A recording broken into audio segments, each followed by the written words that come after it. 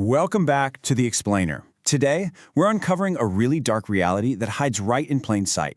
We're diving deep into the psychology behind silent predators to answer a chilling question. Why are quiet people so dangerous? It's the kind of topic that makes us uncomfortable, mainly because it completely challenges everything we think we know about staying safe. Everyone warns you about loud people, right? The ones who yell, the ones who throw tantrums and are obviously toxic. You can see them coming from a mile away. But nobody warns you about the quiet people. Think about it. Quiet people just seem harmless. They're calm. They listen. They don't make a big scene at dinner or start arguments in the middle of a meeting. You naturally think, well, they must be nice. They must be safe. We're literally hardwired to associate silence with peace. But peace and silence? Yeah, they're not always the same thing. Because here is the psychological truth. The absolute most dangerous people are often the quietest. And in this explainer, I am going to break down exactly why quiet people can be far more dangerous than anyone realizes. They don't attack your physical space. Instead, they completely dismantle your mind. If you have ever been totally blindsided by someone you thought was nice, well, this explainer is going to make everything make sense. These silent predators operate completely off the radar, wrapping all their manipulation in this comforting, soft-spoken package. So I want to ask you directly, have you been hurt by a quiet person?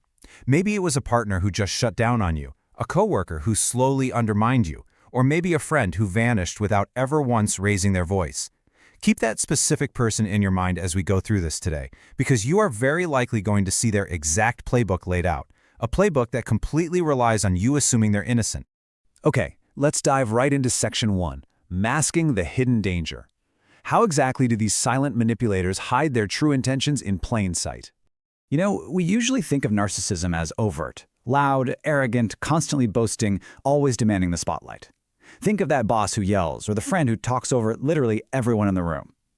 But there is a much more subtle, highly dangerous side to this, covert narcissism. Instead of open arrogance, these quiet predators hide behind social aversion, perceived vulnerability, and this really convincing false humility. They don't aggressively demand your attention.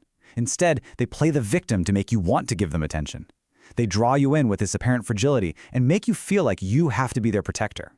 The absolutely crucial thing to understand here is that a covert narcissist's need for validation and superiority is just as toxic as the loud narcissists. It just operates quietly, hiding behind an illusion of extreme sensitivity. They use a fragile ego to mask some seriously deep self-absorption. If they feel slighted by you, they aren't going to scream or confront you. Instead, they'll quietly smear you to others to protect their own image, all while maintaining that look of a thoughtful, misunderstood introvert. And the craziest part? You usually end up apologizing to them, even when they were the ones who crossed a boundary. Which brings us to Section 2, Weaponizing Silence and Sabotage. Once they've actually gained your trust with that sensitive mask, the sabotage cycle begins. Instead of yelling or lashing out, they use passive aggression. The clinical literature actually defines this as a pathological pattern of negative attitudes and indirect hostility. It's giving you the silent treatment when you desperately need to resolve an issue. Or it's weaponized incompetence, conveniently forgetting to do something really important for you, so you just end up doing it yourself in frustration. It's covert obstructionism. The whole point is designed to punish you without leaving a single fingerprint. It makes you look crazy or demanding if you ever actually dare to complain about it. And researchers have actually mapped this exact behavior out. According to the passive aggression scale, they follow a highly calculated sabotage cycle. Step 1, they pretend to praise you to your face. They build up this false trust and present themselves as your biggest supporter. Step 2, they secretly gossip and ignore you. They'll subtly ruin your reputation behind your back, or just drop little hints about your weaknesses to people in power. And then Step 3, when you finally figure it all out and confront them, they play the victim. They weaponize their quiet nature to claim that you're being the aggressive and unreasonable one. Now, in romantic relationships, this manifests as a truly terrifying manipulation trap. First, they shower you with affection, that classic love-bombing phase. They seem so perfect, so calm, and they listen so intently to your deepest insecurities.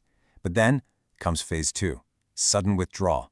Out of absolutely nowhere, they go totally cold. There's no explanation, just this chilling absence of warmth. And finally, phase 3, emotional blackmail. They use that sudden, unexplained silence to completely control you, keeping you desperate, totally off balance, and constantly working to earn back their approval. Before you know it, you find yourself apologizing for things you didn't even do. And perhaps the most devastating tool in their entire arsenal is stonewalling.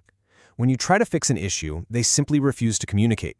They shut down entirely just to actively block any relational repair. And listen, this isn't just taking a healthy break to cool off. This is intentional punishment. Psychologically, when someone you love goes totally silent and just ignores your very existence, it triggers intense panic, severe anxiety, and a primal alarm bell in your nervous system.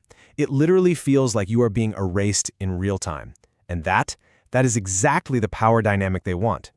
This devastating silence ultimately paves the way for their most dangerous psychological tactic of all. Let's look at Section 3, the gaslighting trap. To survive that incredibly painful silent treatment we just talked about, victims usually resort to something called self-silencing. You basically start sacrificing your own needs, completely suppressing your own voice just to keep the peace.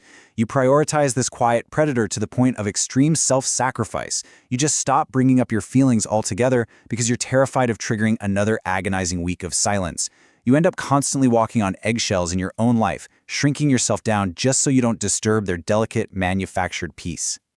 But here is the real tragedy.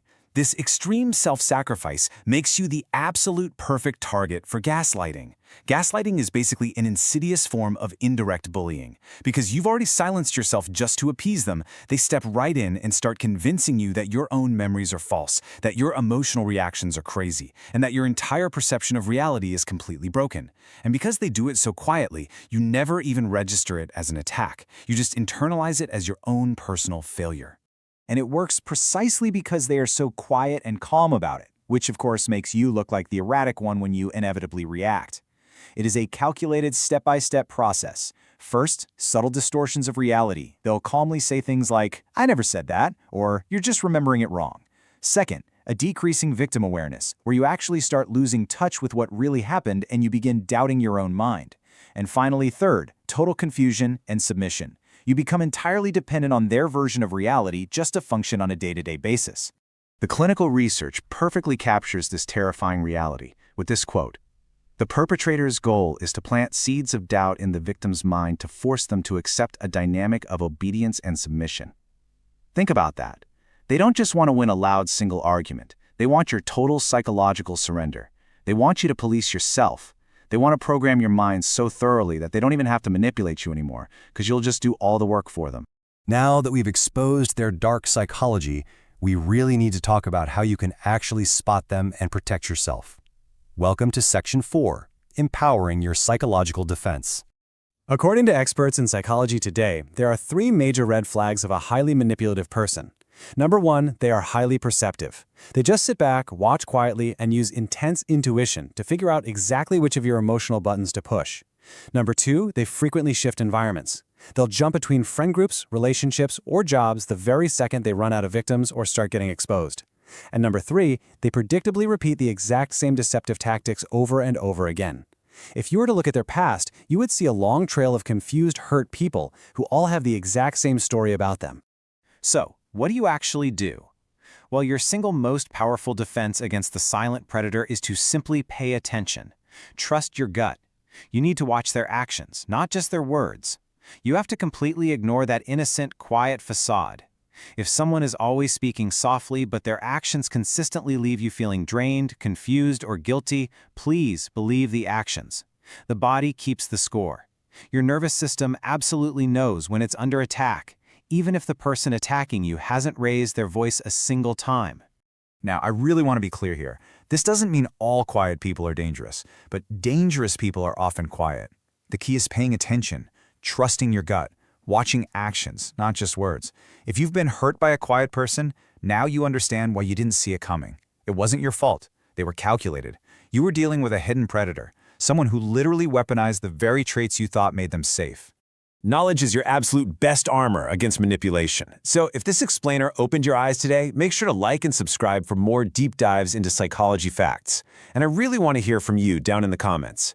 Have you been hurt by a quiet person? Share your story, because speaking up is exactly how we break their silence. Before you go, ask yourself one last question. Is there someone in your life right now weaponizing their quietness against you? And what are you going to do about it? Until next time, stay aware.